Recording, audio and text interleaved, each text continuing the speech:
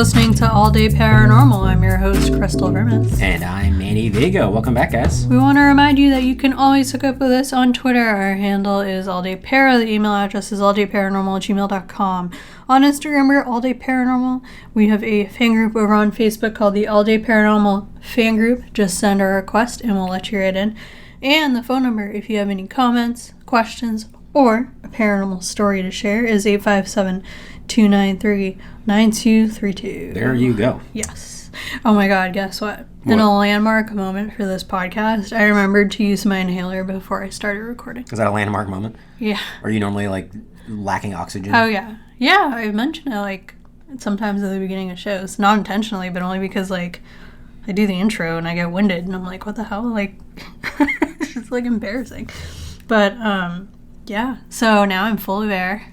I'm ready to go. Full of air. Full of air. Full of hot air, as usual. Full of hot air. Before we enter this podcast. I saw, did I tell you, or I don't know if you caught it, there was a crazy hot air balloon accident near us. Yes, you did. You did. Yeah, it was in Vermont or something. Then you swore off hot air balloons. Yes. As if it was a risk. That's what I was about to say. I'm like, why? You were never going to do it. Oh, actually, I had a hot air balloon flight scheduled for next week. Oh, okay. Now I got to cancel it. Yeah, I would totally cancel it. Not going to get my deposit back. No, you would never do it, though? You've never thought of it? No, I'm afraid of heights. I know, but, I think it would be probably the only, aside from a plane, I guess, one of the only safe ways to see the ground from above. I disagree. It is, it's been around forever, though. Hot air balloons. It's literally, you talk about a fear of heights. It's literally, you're in a basket that's, the size of, you. You can fit two people up there or something. Yeah. And you're responsible for flying it yourself. I mean, I guess as a guy. No, you're not. I guess as a guy. But still, it's very imprecise. That guy died in that story I saw. So even they're not good at And then, the passengers all survived. It's a sad story. Oh, really? I didn't know Yeah, they did. Passengers. Yeah. How did they? Well, so, the problem, I think, was, he got caught up in something. The pilot of the hot air balloon. And then, yeah. Was it not a crash? No, it wasn't a crash. They were able to... People on the ground were able to get them down, the passengers, and then, the only casualty was, the pilot, and I was that's too bad. What did he actually die? What killed him? I don't know if he fell or what. He fell out of the basket? Something happened. Okay, do I need to look up the story? I'm going to look up the story. Okay, well, search hot air balloon Vermont. How am I going to narrow it down? There's so many hot air balloon accidents. Okay, well, anyway, so my point is I was I have thought, because, do you remember in the 90s when hot air balloons were, a thing? I gotta say, I do not remember that. It was totally a thing. It was always on, 90s sitcoms and stuff. What? 90s sitcoms? Yes! Hot air balloons? The hot air balloon episode of Seinfeld? Do you remember that period? No, do you remember that period of time when, people would, propose or something to someone, in a hot air balloon? I guess I could see that. That was, the thing to do.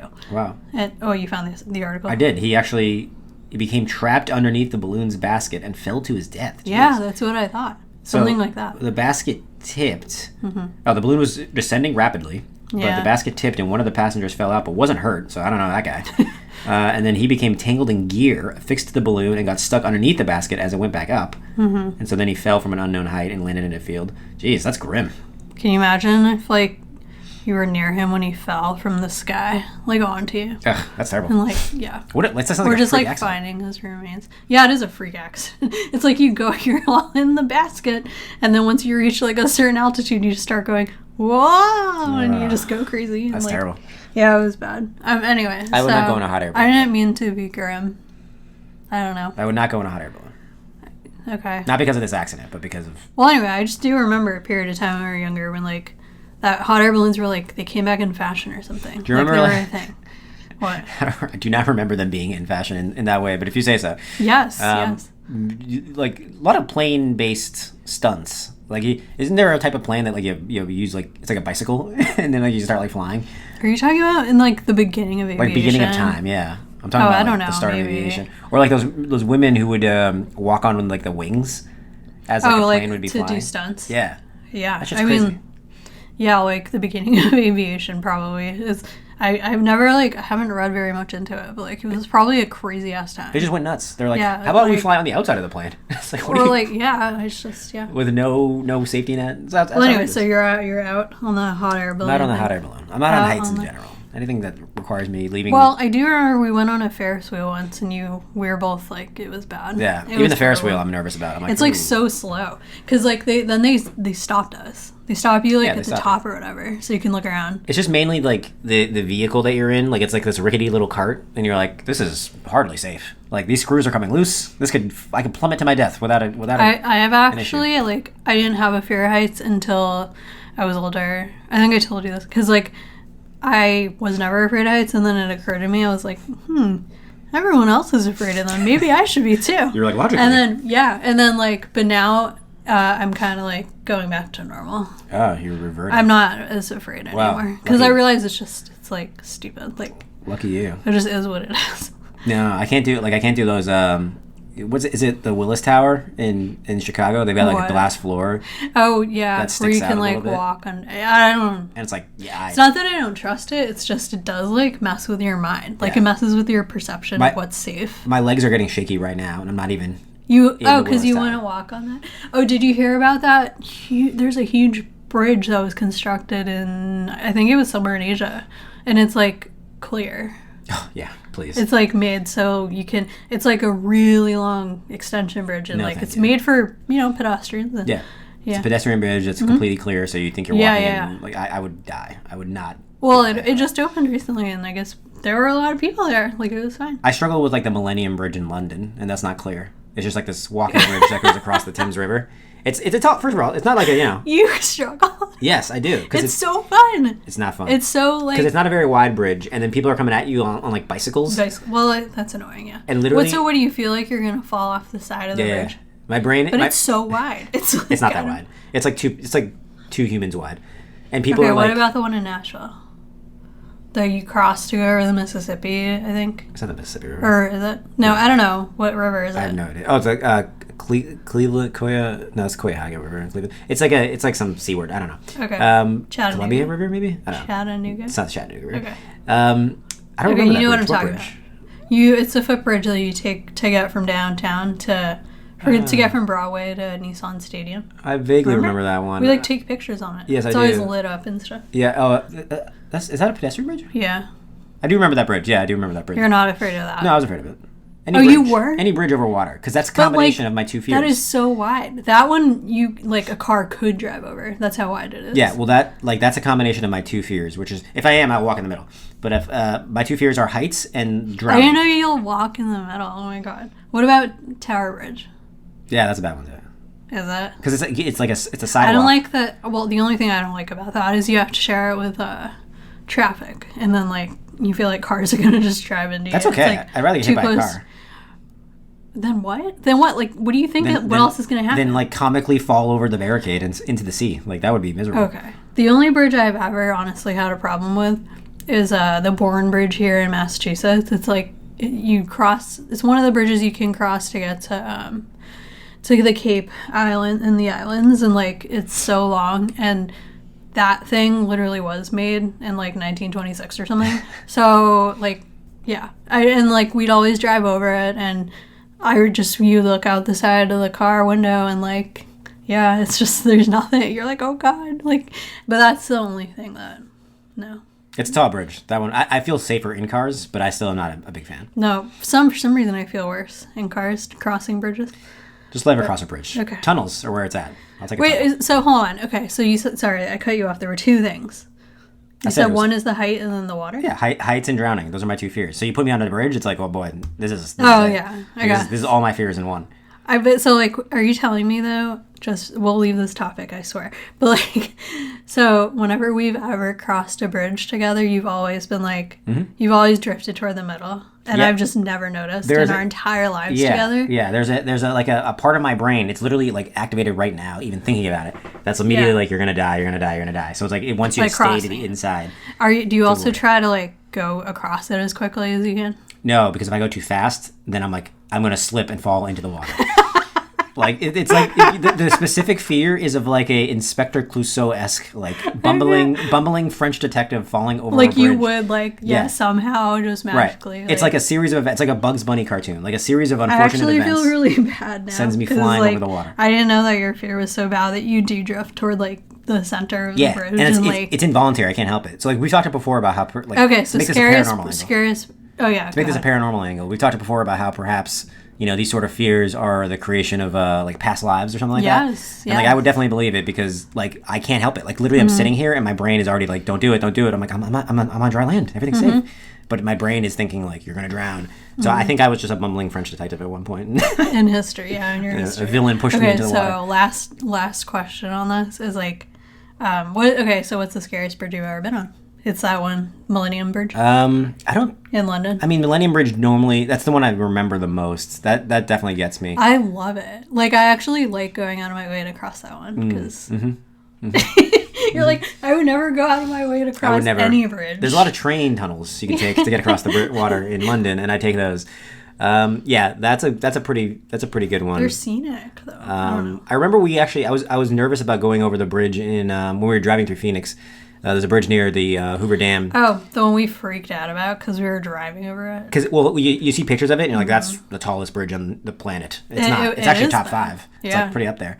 But when you're on the bridge, you don't even notice it. Like it's just the road. Like you can't even see water, so it's like totally fine. We went across it and we were like, oh, we're already across it. Yeah, and it's like 4 feet long. It's like not that bad. But from if you're in the water, it looks tall.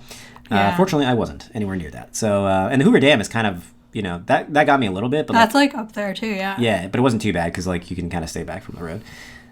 But yeah, I'd say the Millennium Bridge is probably the one that gets me. That's like the scariest one. Yeah, that I can think of. Okay. It's just a combination of water. water. Now I'm bummed. We'll like never do it again. It's the water thing because we have a walking bridge here in Boston that goes over the highway. And that one's not as bad for me because I'm like, well, if I fall on the highway, I might be able to survive that. But I don't know. Now I'm like sad because I like that bridge. All right. Well, I mean, I'll never go over it in my life. I just need to get hypnosis first. That's all. Okay. Or I'll meet you on the other side. Okay. Good. So like it is kind of funny because it does like it's just obviously it takes significantly longer to cross the bridge to get to where you want to be than if you do what Manny's saying, which is just take the tube to the other side. Well, so sometimes the tube's doesn't go exactly where you want to go. So sometimes it is like, trust me, I've taken the walking bridge because I'm like, well, I know if I go there, I'm going to be right at St. Paul's, and I'm like, all right, it's time to just look straight forward. Time to pop a Xanax. Yeah, it's rough. Oh my god. Okay, so that's a tier of fear item. It's on the list. Well, okay, but it's like. That's interesting because it's not on your paranormal tier of fear. Unless it can be explained by a past life situation, then perhaps it is. It could be. You never know. Yeah. Okay, so I promised last week on this podcast that we would be unveiling a new segment, and here we are. Episode, what number are we on? I believe this is 349. No. Oh, wait, 364. Is it 365? Yes. Oh, we finally. Hello. We've been waiting to get to this point. Yes. I didn't realize this is our special. Oh my god, this is our special episode. It's not that special. I mean, well, every episode is special. It's special in its own way. This is special in a new. Do you remember unique way? Did you? Okay. So side tangent here. When I was in 3rd grade, someone came to our class to tell us that we were special. Oh, that person was. Do you remember? Did they do that? That person was arrested. So I moved around a lot. So I don't know what is. No, listen. I don't know what the norm is for school systems and stuff. What? This was in the South. Okay. And so I just someone came to our classroom one day, this little Asian woman, to do a presentation on literally a self-esteem booster. They're trying to build your self-esteem in 3rd grade. Wow. Yeah. I don't recall. That's just what reminded me. That's literally it. She just did a presentation. Yeah. This is why you were cool. Yeah. I just remember she was talking about specifically it was each and every one of you is special.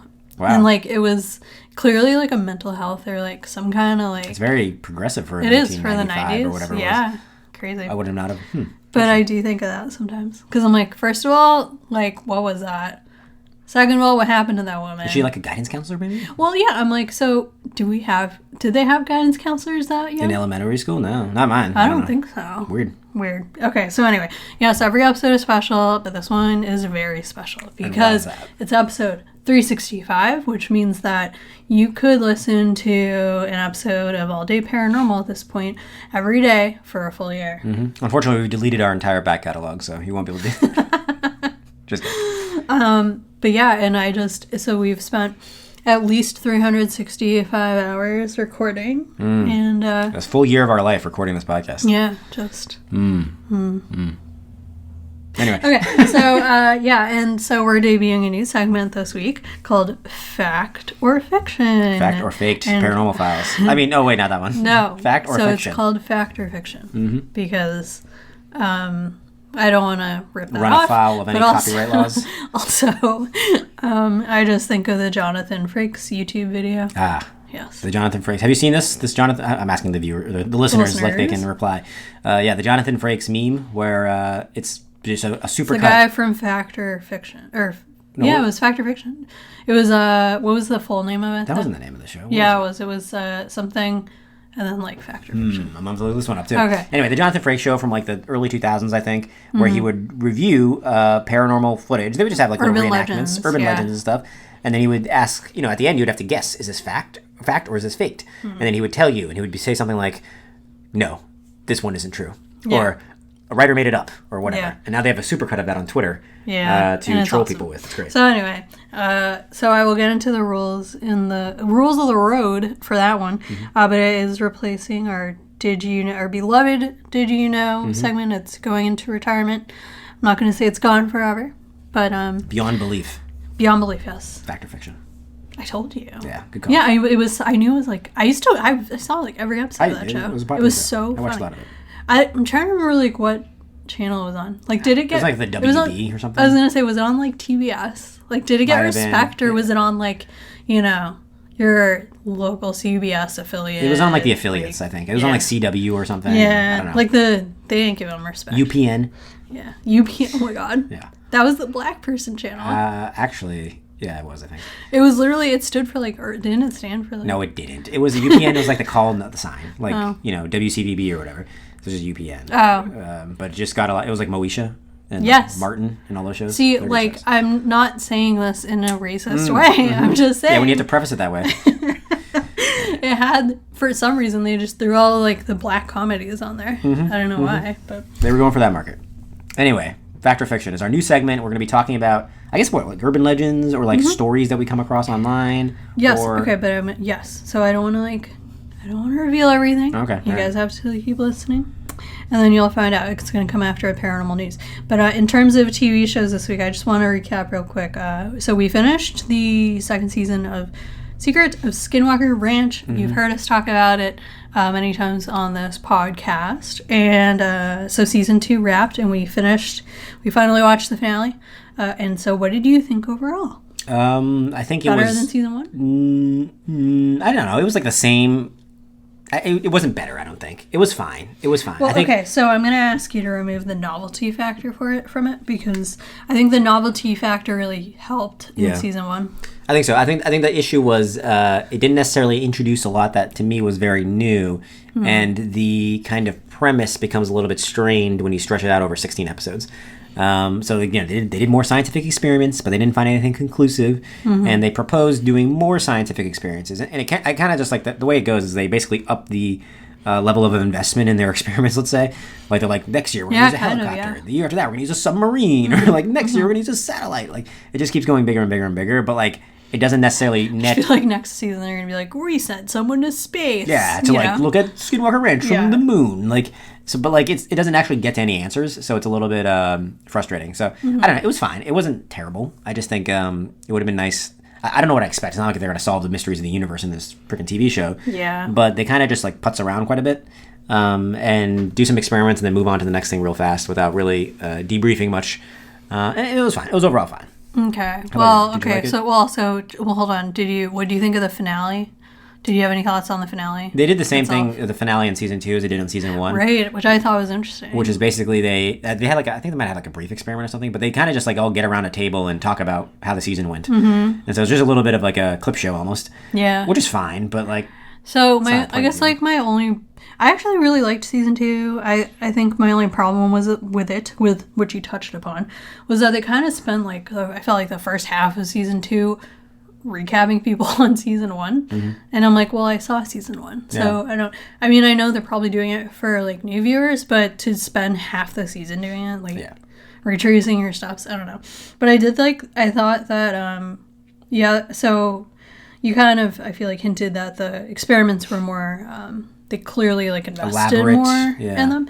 And I would agree, but I think that it was, like, fine. I thought it was good. I think that, like, realistically, how else are you going to step it up? Yeah, you know? I think it's fine to do that. It's logical to do that. I just think it didn't necessarily net much benefit in this case. No, you're right. So that's interesting. I mean, because, like, at the end of the day, you know, the science is the science. And, like, you were kind of saying, if something is on Skinwalker Ranch, it is what it is. And, like, I don't know if they're going to be able to discover it. Just because you're, like, putting more firepower behind your method to just, you know, unearth it, I don't know if that necessarily means that what you find is going to be more amazing than it really is. Right. Essentially, what it would reveal is something else to experiment with in the future. Every time they get an answer, they'd be like, well, I don't know what that is. I guess we'll have to put the pin in that and come back to it in like 2 weeks. Yeah. And so, you know, it's fine. I think it's just, I worry. It feels like a lot of trial and error at the end of the day. I worry the more episodes it gets, it's like, you know, too little butter over too much bread kind of situation. Like you're just kind of spreading it quite thin, you know? Yeah, so I thought I stumbled upon a season 3 preview, but you told me it was actually it was like a fan video. Fan video, yeah. But they kind of so I don't know if it was yes. Well, so I was gonna say I don't know if there's gonna be a season 3. There's been no official word on whether it's been renewed, but they did. You were gonna say. Yeah, they kind of hinted at that they will. I mean, it wasn't even really a hint. They were already making plans in the season 2 finale for what are we going to do next? Like when we come back. Yeah, when we come back to the ranch. And so next summer, they were talking about next summer. But, which you know, would be this I mean... 2021 summer, by the way. Oh. That, like, they'd be filming right now. They'd be filming That's right now. a good point. So I don't know if they are, but if they are... Well, I've tried to look up a lot of the cast on social media, and they're not really on there. And, like, that's how I usually... I thought Travis was. I couldn't find it. Or maybe. I know that's usually how I keep tabs on, like, when shows are filming and stuff. Right. Did you find him? I know, like, Brandon has one. He's got a LinkedIn. Oh, okay. I'll just friend him on there and see what he's doing. Yeah. Anyway. Okay, well, so Secret of Skinwalker Ranch, pretty good. Would you still recommend it to people who haven't seen it? Or? I think it's worth checking out. I mean, why not? It's an interesting show. It's a little bit, you have to kind of know what you're getting yourself into. It's not going to be something, like I said, where you're going to get like some hard answers. And it's a little bit like a Wild Goose Chase. And it's a little bit, you know, putting dramatic music over a scene that's actually not really that dramatic. So it's like, sometimes, yeah. If you're like, take the music out, you're like, right, okay, so. It's not like going on here, but. Yeah, like, I mean, they do pull out every trick in, like, the traditional TV books. Yeah. So don't be, like, surprised if he feels a little cheesy, I guess, at times. But it's not bad. It's not bad. No. Okay, and then last but not least, okay, so I want to apologize because we last week I think we said that this new Discovery Plus series, Roswell, The Final Verdict, was a 3-episode series, but it turns out that they just uploaded 3 episodes at once to Discovery Plus. Which we knew that they did. That's like their normal way of releasing a new show. We just forgot. So I don't know how we messed that up. I don't know. But anyway, it seems like it's like actually a full season of TV. Yeah, because so the point is we logged back in and we saw there was a 4th episode. And we're like, oh yeah, this is probably a full season. Right. So we gave our preview of like the first part, assuming, you know, this is how it is. And so like, we watched the second episode, you know, give it another chance. And it turns out we were right in assuming that they were going to keep up with their little premise, so their whole angle, or what differentiates them from other shows, I guess, out there, is that they have an AI. It's like a algorithm. Yeah, it's basically a lie detector test, and they run footage of interviews from people who witnessed Roswell or know people who witnessed Roswell. They run them through this lie detector test to see, were they telling the truth, you know, like and that is kind of like how they draw the conclusion, I guess, as to whether Roswell was real. And I think that's kind of like a very basic way to do that, but you know, to just definitively declare across the board that Roswell happened. Yeah. But yeah, so they did continue with the lie detector test. We were wondering last week on this show if they were going to keep the AI gimmick going, but that was under the assumption that there were only 3 episodes. Right. So now that we've seen the second one and that there's this AI thing still, clearly that's like their little That's the show. I mean, it is called The Final Verdict. So I think what they're trying to do is use these lie detector tests to determine whether or not the full story of Roswell is true. And like I said last week, I think that little gimmick is just silly. It just yeah. You were like, didn't you just say something along the lines of like they could do without it? Yeah, I don't care if this like AI, which I don't even know what it is, like could be total bullshit, thinks that something a guy said 40 years ago was not said under duress, which is all a lie detector test is meant to determine anyway. Like it's who cares? Like it's fine. And you brought up a good point, which is that in season 2 episode 2 it became more evident that. So, like, they have people like Ben Hansen on the show who they try to get reactions out of after they run these interviews through the AI, and it comes across the screen as, like, true or false. And then they'll pan to, like, an expert like Ben Hansen who's just like, whoa, I never would have expected that. Yeah, they just get for these reaction shots. It's like you're watching those YouTube reaction videos. Yeah. And so it's watch as someone finds out that, this person, this witness's statement is true, and they're like, oh, that was interesting. And it's like, why am I watching this? Well, it's just so funny because, like, we were watching episode 2 and you're calling it. Yeah. You're like, okay, wait, right? You're like, okay, coming up, Ben Hansen's going to have... And then he would have his little reaction. And like, wow, I can't believe this. And it's like, it's just too formulaic. Yeah. And I don't know. But you didn't hate the show, no, right? I will say what I like about the show is that it's pretty much just the chronology of all the events from start to finish around Roswell, which I think a lot of us, unless you like read a book about it or something, like you know about Roswell, but you probably don't remember all the little beats of it. Maybe you forgot them, right? And so it is kind of interesting to go episode by episode and see, like, okay, first this happened. Then they found some evidence. Then after that, these people came into the scene, and this is when the government actually got involved, and then these guys got involved. And, it's interesting to literally go beat by beat from start to finish. So I'm kind of interested in it for that reason, because I think it covers some detail that just kind of gets overlooked or forgotten. And I'm sure it's not as detailed as it could be, but so far it's been pretty good to just get a refresher on Roswell, if you want to put it in that direction. Yeah, it is. Yeah, because, like, I mean, so when we were kids, I feel like the thing that everyone talked about was Roswell. Sure. And then, like, so, it's kind of like working with the foundation of UFO, or, the gold standard for UFO stuff. The classic UFO case. But, like, so much has kind of just happened since we've, like, grown, into adults. And in our adult life, I would say, or at least to this day, probably the most popular one now is the Tic Tac incident. Right? That's the new Roswell for sure. Now, but there have been other things that have happened along the way. I think like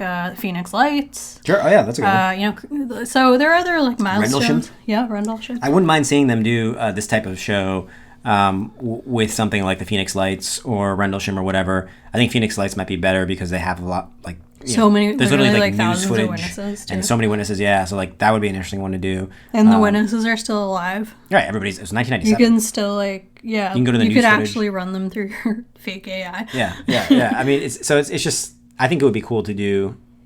I wouldn't mind seeing the show go and tackle other similar UFO events, even if the gimmick is a little corny. Just because. Oh, so you would be okay with them keeping the AI angle? If we must. If that's the way we have to get the show renewed. Well, I mean, I guess that's the whole point. But right? I guess what I'm saying is I wouldn't mind seeing a series that did like a documentary style approach to all these different like famous incidents. That would be kind of cool, actually. Maybe I'm going to pitch a show to Travel Channel. Why don't we do it ourselves? I'm going to go pitch a show to Travel Channel and do that.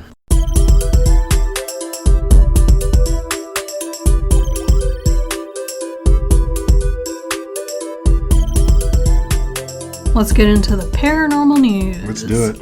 So I'm going to approach a topic here that I feel like we don't talk about all too often on this show.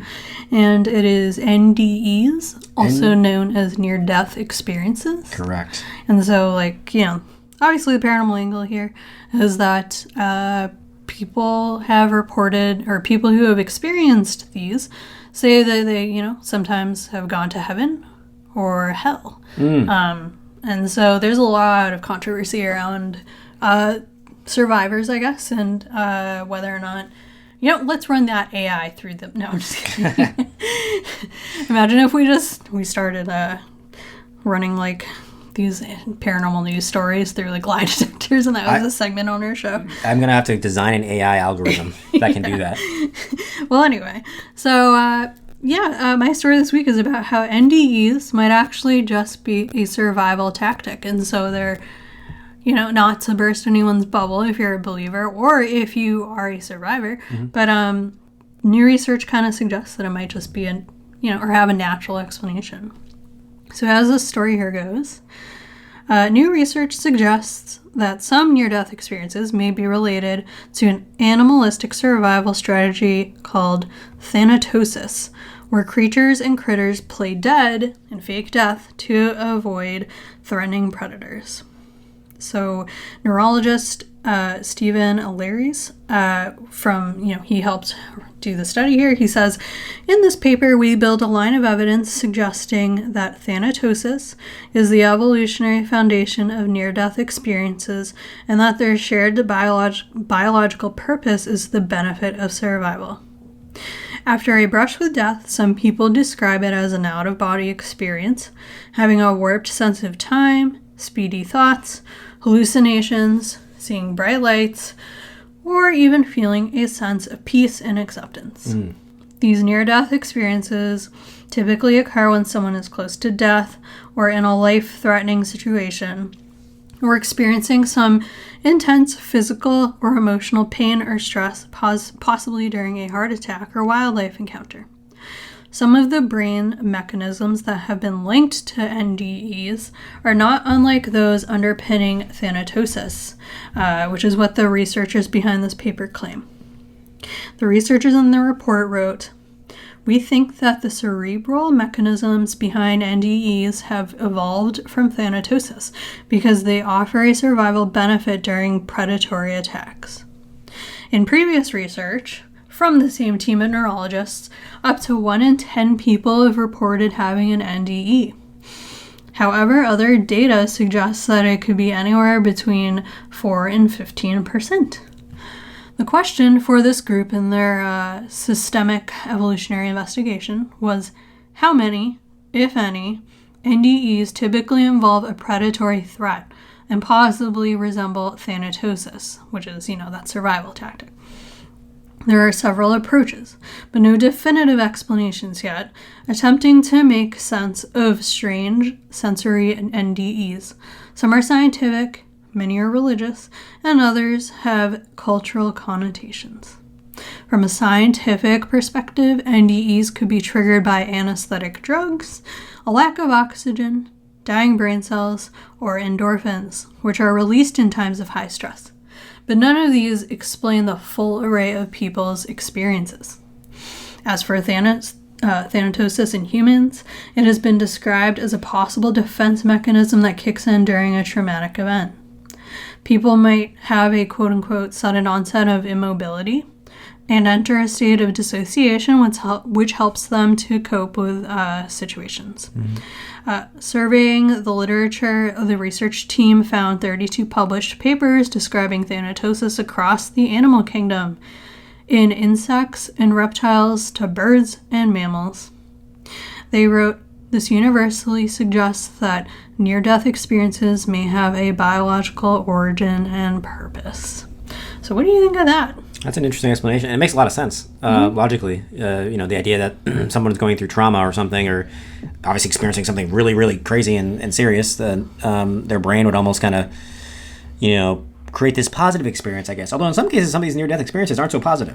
So I don't know about the... That's what I find interesting. Because I've heard, too, that those are actually more interesting to me, those cases of NDEs, than when people say, "Oh, I saw a bright light in my life flash before my eyes." Like, I want to hear about hell. Like, because I'm like, well, my first thought is always, well, what did you fucking do to get yourself in hell? No, I'm just kidding. But it's true. It's like, well, why did you just black out? Because, like, I've heard stories where people just say there was nothing. It was complete blackness, darkness, silence, and, like, it was for that, they don't literally explain, like, the burning flames of hell, but almost just the absence of anything is so terrifying. Well, I heard a story not even 2 weeks ago where someone did describe the burning flames of hell. He gave a vivid experience that was very much the classical depiction of hell, like fiery death, like, crazy caves. Wait, was this a paranormal story? Or it was a news story. Yes, I read the article too, because I just distinctly remember when he was describing his experience, he could hear the screams of people suffering or something. Right. I was like, well, what on earth? This guy was describing like hell. It was exactly crazy, the way to think of it. So, but I guess, you could explain that, like, biologically, I guess your brain doesn't necessarily, like everybody's brain is different. Who knows what yours is going to bring up? Some people might bring up images of angels and bright white lights and heaven and their family members that they love and lost, that kind of thing. Whereas others might unfortunately have a brain that's kind of going to bring up much more scary images and stuff. But I guess my question is, would that also be for survival purposes? Like, why would you go from one traumatic event to another? One that's happening in real life where your brain transports you to hell, where it's like, more traumatic. So that is true. I didn't think of that. I don't know. It's an interesting study, though. I like this kind of stuff that digs into these sort of explanations. I think we had a story like this last week, and I think I like to see science trying to find some sort of explanation for some of this stuff. I picked this story too because like I have DID, right? And so like I'm a complex PTSD survivor, so like I know what it means to go through so much abuse and trauma that your brain creates like alters or like different personalities. So like I do really believe in the science behind it, like that there could be a scientific explanation behind NDEs. I think the brain, like we don't know everything about the brain yet. I'm pretty convinced we don't know like how it even came to be. It's all of its capabilities. So like for that reason, I think why couldn't there be a possible scientific explanation for NDEs? Sure. But on the flip side, I'm pretty sure I shared my experience on this podcast about astral projecting. This was, a year now ago or something like that? Something like that. Anyway, so I explain it as astral projection because that's the only way I can describe, or like, through my own individual research, that sounds like what I went through. But the more I reflect on it, the more I'm like, well, what if I was dying? You know what I mean? Like, what if... Because it happened while I was sleeping. What if, like, for a little moment, like, my heart stopped or, like, my breathing was obstructed, and then the lack of oxygen in my brain created this sensation that I experienced. You know what I mean? And how did you describe the sensation again? Wasn't it that you were sitting on the bed? Yes. Well, so, like, I was out of my body, like, entirely. And it was the best feeling I've ever felt in my entire life because I felt like nothing anymore. I didn't feel any... I mean, this could be unique to me too because I'm, like I said, I am a trauma survivor, so like I'm very aware of how much my body, quote unquote, keeps the score and like how much tension I have just every day, like every waking moment of my life. So when I AP'd, I didn't feel anything anymore. And it was the best feeling I've ever felt in my life. And then there was the point where I did see myself sitting outside of my body. So that's why I do think it could have been that rather than something scientific, like maybe I died temporarily or I don't know. But I don't know. I have no solution for that or explanation for it. So, but I think it's interesting. It's an interesting field of science for sure. I think it's interesting to get people's like testimonies from it, so to speak, the people who've actually experienced this stuff like you have. To determine if there are any sort of patterns or similarities. It is like very hard. I'm still looking for answers since it happened like a year ago because I'm like I said, I have DID, I have CPTSD, so I have no reason to not believe in the hard facts about the sort of thing and like the science. So the fact that like something, I guess you could say paranormal happened to me, I'm like, well, how do you explain that? Like, I'm still looking for answers. So if anyone's got any answers, I'm all ears. Yeah. One other point I'll make too, I said I just like that scientists are looking into some of this stuff. I don't know if you saw, but I was going to make this my news story, but I picked a different one. There was a lucid dreaming study where they had I didn't see that. 152 participants participate in lucid dreaming and intentionally try to make contact with aliens, like through this lucid dreaming experiment. Really? And the ultimate result was that they found that the experiences these people had when they were, essentially trying to make contact with fake aliens, were quite similar to the testimony given by people who have, said they've been abducted, and gave testimony about how they experienced those. Well, God, that's invalidating. You think so? So the abductees? Well, don't you think it's kind of just like, that's terrible? I think what they're trying to get to is that like there's a certain state of sleep, certain state of like sleep paralysis that kind of can induce some of these these experiences. And so I think kind of similar to where maybe NDEs can be explained with some sort of natural stuff. Maybe some. Oh, you mean like you're trying to say there's room for both of these possibilities in our world? Maybe. All right. Well, what's your story this week? Okay, so speaking of aliens, I got a story, and it's a new wrinkle and yet another, I guess, chapter in the whole saga. We talked earlier about Tic Tac UFOs. Yeah. And everyone knows about the USS Nimitz at this point. It took place in 2004, and it was this, really harrowing incident where some fighter pilots who came from the USS Nimitz chased down a Tic Tac shaped UFO in the waters off the coast of San Diego. So that story, as I said, has been well documented. Well, now there's been a new report of someone who says they also saw a Tic Tac UFO, except this one was actually operating underwater. So if you might remember, like one of the primary claims of that Tic Tac UFO was that it was able to essentially be transmedium. It would go into the water and then come out of the water and be able to operate in both contexts. Yeah. So that's exactly what this new witness says he saw on a different aircraft carrier. So this is actually a story from Ryan Sprague. He's a UFO researcher who has a medium called Trail of the Saucers. So worth checking that out if you're interested in these sort of UFO encounter stories. And he's talking about a witness who was on board the USS Carl Vinson. So this is a pretty famous aircraft carrier, actually. It's actually the one that carried the body of Osama bin Laden back when they buried him at sea in 2011. So just an interesting little... Wait, why'd they do that? Why they buried him at sea? Yeah. The whole story was that they didn't want to leave him someplace where he could either be... The grave would either be desecrated or, become, I don't know, a pilgrimage spot for terrorists or something. You know what I mean? Basically, where are you going to bury the body of one of the most infamous terrorists of all time?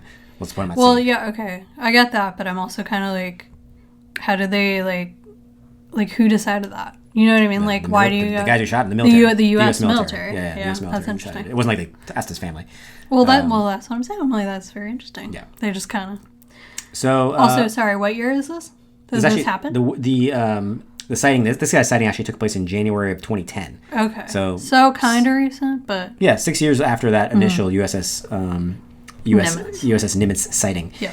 So the guy's name is John Bauman. He actually served in the Navy from 2008 to 2013. And as I mentioned, in January of 2010, he was stationed aboard the Carl Vinson. And he was actually assisting in humanitarian aid to Haiti after their devastating earthquake. So his job description called for him to mount, stow, and secure all weaponry, repair and calibrate defense systems, maintain guided missile launching, rocket launchers, gun mounts, and other things. Essentially, he was, he had a very serious responsibility, and it was only given to very serious people. So, working as an E-2 blue shirt on the flight deck one day, he was dangling his legs off the SAM launcher deck on the forward starboard side of the ship. So basically just taking a short break, hanging out. He said he'd often look out to the sea to, look at sea life. He said, I'd often see all kinds of wild stuff swimming and floating under and on the surface. Everything from sharks to dolphins to whales and giant squids, sea turtles, and swordfish. Bauman stressed that he had grown accustomed to identifying what was in the ocean and at what depths. He said, I had a pretty good reference point on how big or deep something was in the water, especially when you can see the waterline on the side of the ship. On this day, however, something caught his attention in the calm and clear water, unlike anything he'd ever seen before. So this is a quote from Bauman. He said, I was staring into the water from above when a large, fat, white, tic-tac object, approximately 20 feet in length, suddenly appeared in my view below me, moving right and darted into the depths as fast as it could. I couldn't really comprehend what I saw. It was definitely a solid object, but when it descended, its forward end rapidly collapsed in on itself and it disappeared. So Bauman reacted to this moment with disbelief and excitement. Feeling that it was an important observation, he told his work center supervisor about what he'd seen. Instead of a serious debrief or an instruction to file a report, he was met by a simple shrug of the shoulders. The supervisor said simply that everyone sees weird shit in the ocean. So what could it have been? With an eerily similar description of the now famous Tic Tac object, sighted off the Nimitz and Princeton carriers in 2004, could it have been something similar? And if so, were these oblong-shaped objects originating in the ocean? Bauman is cautious in his conclusions. He says it could have been just about anything. Rapidly moving flotsam with a keen ability to completely disappear, very large albino shark or an albino whale, could even have been an optical illusion. But it casts its own shadow, and that's how I was able to perceive it as a solid object. And of course, he is correct to be cautious, given that a gray whale can be up to 40 feet in length. So maybe, could have been a fish or something. To Bauman, it was clear that reporting such an incident probably wasn't in his best interest from the response that he'd been given. He avoided talking about it for many years, His thinking on the subject of coming forward began to change back in 2017 when the 2004 Nimitz incident became public. Just like many other Navy personnel who have encountered strange objects either in the water or in the skies, that event was a pivotal moment for many to finally step forward and speak out. Baumann draws a straight line from the courage he observed to his decision to come forward now. So that's the gist of it. He was encouraged to come forward after those initial reports from guys like David Fravor. And I guess I'm not super surprised that was the case, and I would expect probably more Navy personnel to keep coming forward like this. But what do you think of this latest wrinkle in the story? Again, this is apparently in the Atlantic Ocean near Haiti, whereas the previous incident was in the Pacific Ocean. So could it be the same incident? Could it be the same object? Or do you think there's something else going on? I don't think it's the same object. But I don't know why, if we believe what previously happened, why we shouldn't believe in this. Because, I don't know, man. I think, isn't it sad that we know less about our oceans than we know about space? I know. That exact phrase has been getting used so much in the past few years. Yeah. Especially related to incidents like this, where people keep saying, look, it could be something from space, but the reality is we know less about what's going on in our oceans than we do on the moon. Yeah. And I just think if there was ever a line of thought that could apply to this situation, I think that's it. And so, if you're asking me if I think it's real, I don't see why he would make it up. Yeah. Obviously, especially people in these positions of, or professions, it's to them, it could hurt their reputation. Sure. And so, I especially think he doesn't have any reason to lie. I don't know. What do you think? I think it's 100% real in the sense that the story that he described is definitely happened. I don't think he's doing this for publicity or it's a hoax or whatever. Right. I think the guy, he saw what he saw, and he didn't come forward with it for 11 years because he didn't see a reason to. And as you said, he didn't want to look crazy. So I believe he really was sitting on the edge of the boat or whatever, or the edge of the deck, and saw something in the water. Now, whether or not it was the same type of tic-tac craft, clearly these are two different incidents. With the Fravor one, you have, a handful of different pilots all following, chasing down, recording evidence of some sort of strange craft that's behaving in really crazy ways. In this incident, he's basically just one witness who sees one white object that looks unusual, but as he even admits, could be explained by a lot of different natural causes. So I think it's an interesting new wrinkle, but I don't think it's necessarily, we're not talking about the exact same situation. Still, no, not these. I don't think it's exact. Right, no. Right. I think it introduces an interesting question, though, which is I think we talked about this back when the documentary came out a few weeks ago, the whole UFOs Declassified Live, yeah. Is that a more plausible explanation for all the weird stuff that people see? Is it more likely that instead of aliens going, so far across the galaxy, across, doing all sorts of stuff that defy physics to get to our planet, is it more likely that something weird is happening in the water that, I don't know, is it an earthbound explanation? I don't know what I would even say. Are there aliens living in the water? That sounds crazy. No. So that would be what what these stories kind of are hinting at. But at the same time, would we be so shocked if we found out that aliens were coming out of the ocean versus space? I mean, of course, you say yes, instantly. But why? When we just said, we know more about space than we know about our oceans. I think the reason why is because space is literally... It seems terrestrial. What do you mean? Aliens coming from the ocean. You're okay, well, this is happening in my own backyard. Why wouldn't I know about it? That's why it seems harder to believe. Yes. Yeah, it's happening in our own backyard. So, how is it possible that humans have lived on the planet for 10,000 years or whatever it was, and have never, or I guess it's not that they never saw it. Technically, you could say every UFO explanation is exactly that, something that came from the water. But I guess the point is, how is it possible that you're sharing, a planet with an entirely different society, let's say? Maybe it's not a society. Maybe it's just a weird couple of creatures. I don't know. Without really knowing what its origin is. And I think the vastness of space leaves more your imagination can wander, right? More to the imagination, yes. Yeah, it's more to the imagination. Literally, it could be in a whole different galaxy that we just don't know about, and they've advanced so far past. And that makes sense because we just didn't have the means to figure it out. Right, it's almost so broad that it can accommodate a crazy theory like aliens. Whereas with Earth, it's we know what Earth is. We know these minerals. We know these different environments. We understand what's going on. We can theorize about what's happening at the depths of the oceans because we understand how water pressure works and all this other kind of stuff. So how is it possible that something could be under there? I think it does feel even more fantastical, but it's just weird. It's weird. It is weird. Why is this stuff? Why is a Tic Tac able to go into water? Do they have water in the moon, or where the hell these things are coming from? I don't know. It's very, it's exciting, but it's very puzzling. Puzzling is a good word for it. Yeah.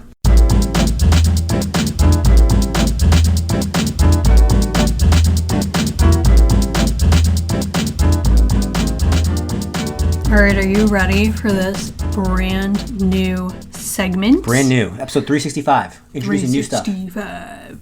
Keeping it rolling. What are we So, the segment as we previewed earlier is called Fact or Fiction. Fact. It's fact. It's fact. Spoiler alert, this is a paranormal podcast. It's fact that this is actually a segment that we're about to be doing.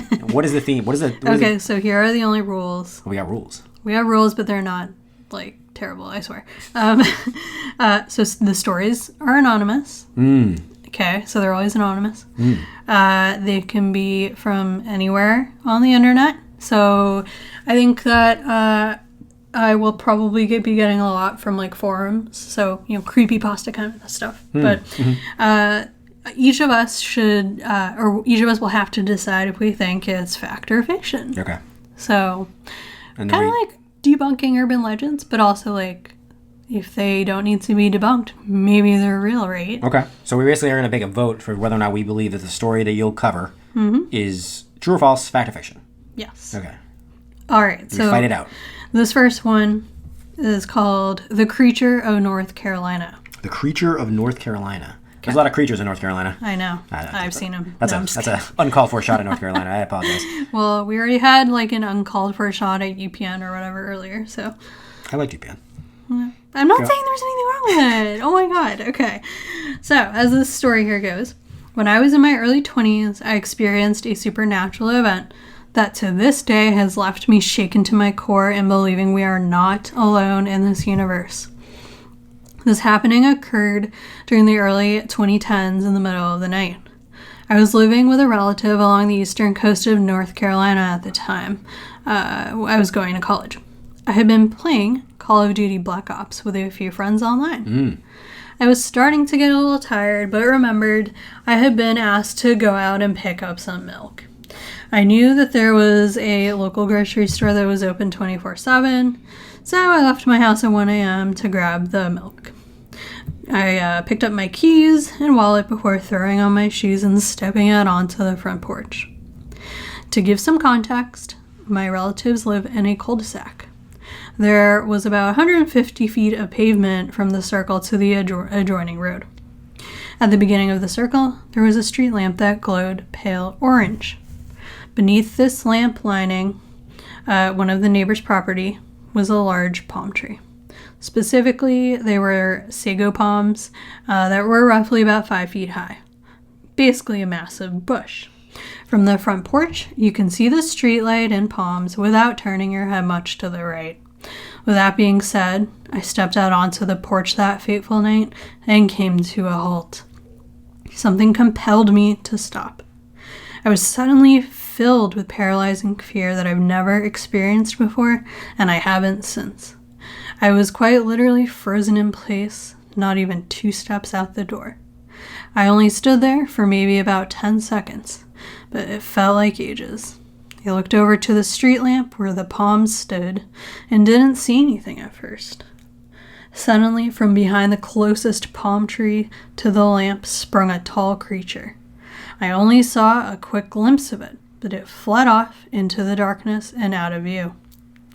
I heard it give a cry that sounded like a raccoon chittering and a pig squealing at the same time. Just as quickly as the creature had appeared, it had disappeared without a trace. I have a friend who is a huge supernatural believer, and you can bet he was one of the first people I called after this event. One of his questions was, what did it look like? And I told him the creature was just slightly taller than the palm it hid behind. It was a pale white humanoid, but it was missing a head. It was too thin and gangly to have been a human or ape of any kind, and it also seemed to be covered in light hair. There was, however, one single thing I couldn't get my mind off of. Even to this day, it sends chills down my spine and causes my hands to tremble.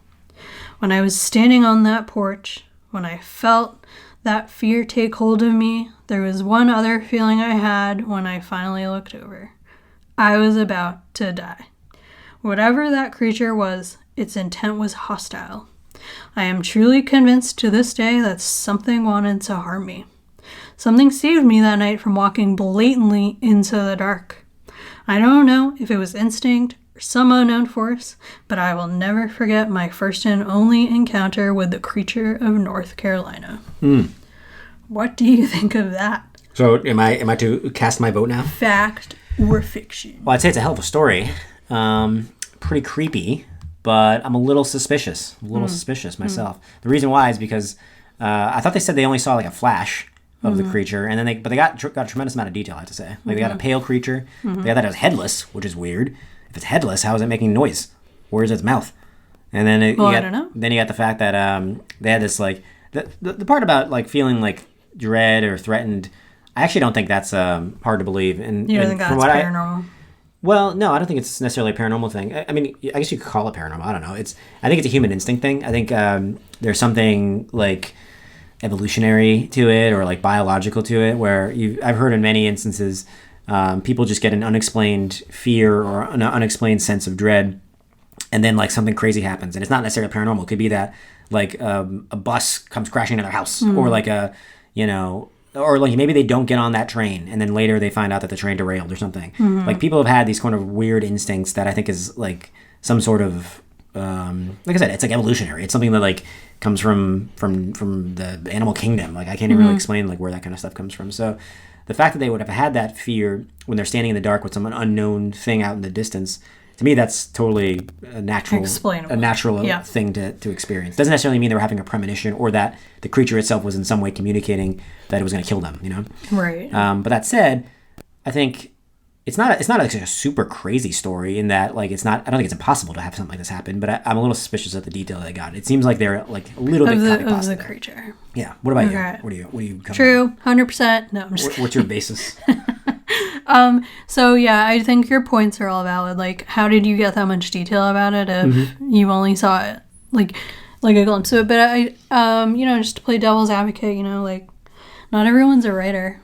What do you mean? Well, I'm like, if you, so like you're writing the story out, or like even storytelling. Like some people have remarkable things happen to them, and you can tell they're just not good at like telling the story, like what happened, and so. I just think, like, if you give them the benefit of the doubt, maybe it seems like the pieces of the puzzle are not fitting, but they're all there. So, like, maybe it is a real story. So you're saying it's not, you're not thinking it's like a creative writing exercise. I do think it's 60, well, okay. So are we saying he hoaxed it? Because I don't think he hoaxed anything. I'm just saying, I think maybe it's just like a creative writing exercise. Oh, you think he literally wrote it creatively? Someone's just like making stuff up. I don't know. Okay. So you do think it was just entirely made up? I'm voting fiction. Okay, fine. You're going fact? No, I guess I made up the segment. I should probably have to pick. You gotta pick a choice. You can't just not pick. You just set us all up. Okay, so 60-40 though. I'm going to preface it by saying it's 60-40 fiction. You're going fiction. I am. Oh, I thought you were going to play devil's advocate here. Because I will say, to argue against myself here, you're right. It could possibly be that this guy had this crazy experience, and maybe they did see like a pale white creature, and they thought it was headless, but actually, because it moved so fast, they just, they got it confused or something like that. But they had like very specific details in there, like the hair on the body and stuff that I'm like, it feels like it would have to have lingered. How are you going to see hair?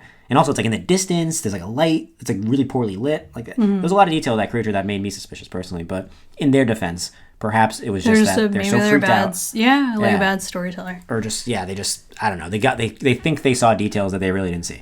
Yeah. Anyway, I'm going fiction. But you're saying. All right, so we are 100% fiction on the board, and that is I don't know, should we keep tally every week or something? I don't know. Yeah, maybe. Maybe not, because there's no way of like telling if it's real or not. Yeah. But we'll leave that for you guys to decide.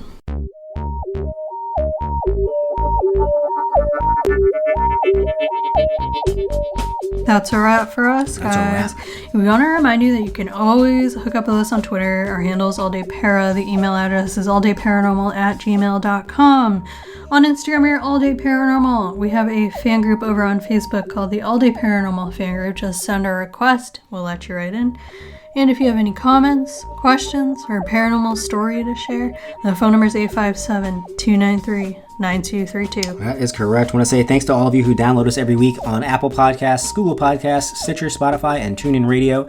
As a reminder, if you hit subscribe on any of those services, you'll get the latest episode of All Day Paranormal delivered straight to your device every Monday when we come out. And a big thanks to those of you who have left ratings and reviews. If you have not already, head on over to Apple Podcasts, leave us a rating and review.